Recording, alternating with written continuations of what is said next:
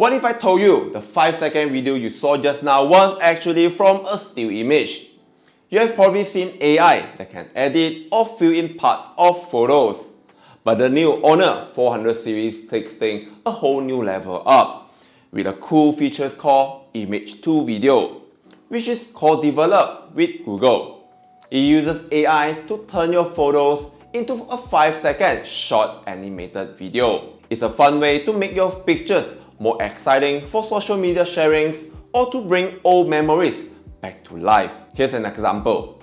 I have a low resolution photo booth pictures of my nephew and 2 of my children. This is optional. What I'm gonna do first is to upscale the image resolution, and I'll be using the AI upscale, which already built in the Honor 400 Pro. Then in the gallery, I tap on Create and Image to Video. Select the image that I want to create and let the AI do the magic.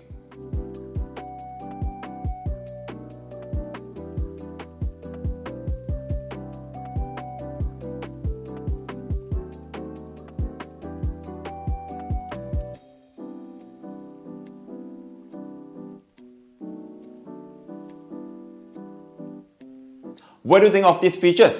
Could this be the next gen content mediums for social media? Do share your thoughts in the comment box below.